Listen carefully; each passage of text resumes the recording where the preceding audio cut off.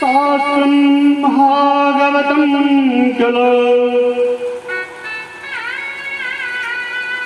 तत्र तत्र सदैवाहं भवानी त्रयोदशै। ब्रह्मा जी ने कहा है कि यत्र यत्र भवे, यत्र मतलब जहाँ होता है, जहाँ जहाँ भागवत महापुराण की कथा होती है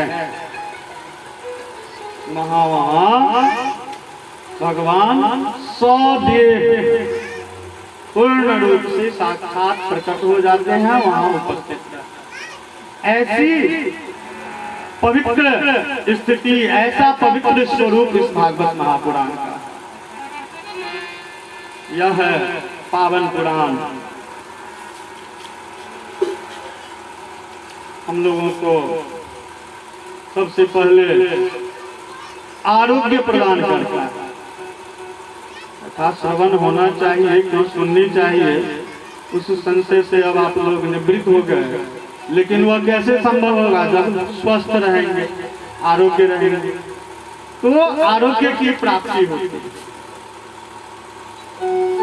और आरोग्य के साथ साथ पुष्टि मिलती है, तेज की वृद्धि होती है और ऐश्वर्य की प्राप्ति होती है।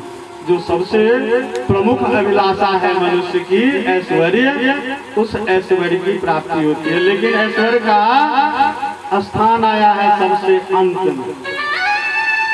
माला पहिर लेलिए, 6 महीना भ गए, कहाँ भगवान कृपा करे, संभव नहीं है। आप इस उद्देश्य से माला धारण करेंगे कि बस माला पहनो और धन की वर्षा होगी, ऐसा कभी होने वाला नहीं, क्योंकि ऐश्वर्य का स्थान अंत में आया। तो ऐश्वर्य की प्राप्ति होती है, सर्वस्व प्राप्त होता है। यह भागवत महापुराण परम कल्याण करने वाला है।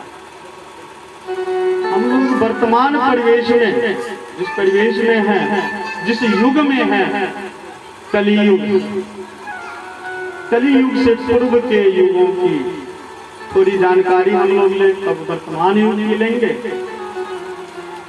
4 युग का उल्लेख है। सबसे प्रथम सतयुग आया। सतयुग की स्थिति क्या थी कि सतयुग में भगवान देवता, अभी तुरंत उल्लेख हुआ है कि जहाँ कथा होती है वहाँ भगवान साक्षात उपस्थित होते हैं, लेकिन किसी को दिखाई नहीं देते हैं। तुरंत मन आएगा, घर जाएंगे, क्या बता दिए कि भगवान उपस्थित होते हैं, छाया भी नहीं देते, ऐसी भावना आएगी तो वह सबको दृष्टिगोचर नहीं होते हैं। जिन्होंने उनके स्वरूप को, उनके प्रति अपने आप को समर्पित कर दिया, उन्हें निश्चित रूप से दिखाई दे।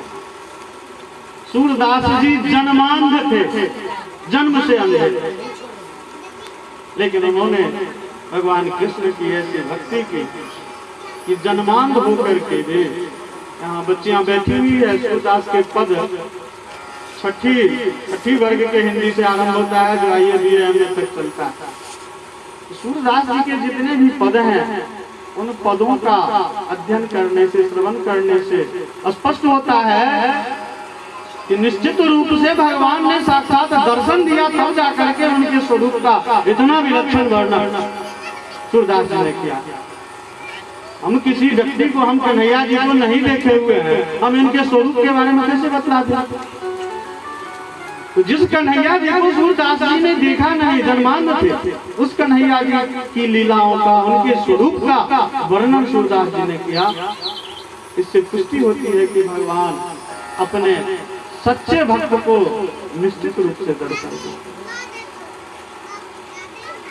जिस मीरा को बहिष्कृत कर दिया गया परिवार से, समाज, राजघराने की बहू थी, लेकिन कृष्ण को ही अपना सर्वस्व माना। मेरे तो गिरधर गोपाल दूसरो। तो इस भाव से, मीरा के भाव से यदि आप भगवान को, कृष्ण को, गोविंद को, नारायण को अपना मान लेते हैं तो निश्चित रूप से उस नारायण का, उस गोविंद का आपको हमेशा दर्शन, विष का प्याला मिला हर्ष ग्रहण, ऐसी भावना होगी तब हमें ईश्वर से साक्षात्कार। हम लोग सतयुग में थे, तो सतयुग में देवता और दानव, देवताओं का और दानवों का, राक्षसों का, भगवान जी का और दैत्यों का, दोनों का निवास घर अलग अलग जगहों पर था। आगे की कथा में हम लोग श्रवण करेंगे कि देवता का निवास स्थल अलग, राक्षस लोगों का निवास स्थल अलग था। कब? सतयुग में। सतयुग के बाद त्रेता युग का दौर आया। अब त्रेता युग में थोड़ी स्थिति बदल गई। त्रेता युग में देवता और दानव दोनों एक ही लोक में रहने लगे, एक ही परिवार, एक ही लोक में उनका निवास हो गया। उसके बाद दौर आया त्रेता युग के बाद द्वापर युग। द्वापर युग में देवता और दानव, इससे पूर्व लोक की बात, एक ही संसार में, एक ही जगत में, कुछ क्षेत्र में देवता, कुछ क्षेत्र में दानव। लेकिन द्वापर में दोनों एक ही परिवार में रह रहे हैं। परिवार का उदाहरण, एक ही परिवार में युधिष्ठिर और एक ही परिवार में दुर्योधन, दोनों एक ही परिवार में, दोनों में से एक की प्रवृत्ति देवता वाली, एक की प्रवृत्ति दानव वाली। इससे पूर्व के लोक में, पूर्व के युग में एक लोक में भगवान श्री राम, एक लोक में रावण। वर्तमान परिवेश में हम लोग हैं, कली युग में। कली युग की स्थिति क्या है? बस की यात्रा तो रिजर्व वाली व्यवस्था हो गई है, भगवान ने इतनी ऐश्वर्य प्रदान कर दी है। बस की व्यवस्था अभी भी चलती है। आप सीट पे बैठे हुए हैं, कोई सज्जन आए, आग्रह किए कि थोड़ा सा खिसक जाएगा, आप सहृदयी है, थोड़ा सा खिसक गए। उस महान भाव के द्वारा 1-2 किलोमीटर की दूरी तय करने के बाद आपको एहसास होगा कि यह सीट मेरी नहीं है, उसकी ही सीट। अपना पूरा प्रभाव स्थापित कर देते। वही स्थिति हो गई कलियुग में कि देवता और दानव दोनों का निवास एक ही व्यक्ति में हो।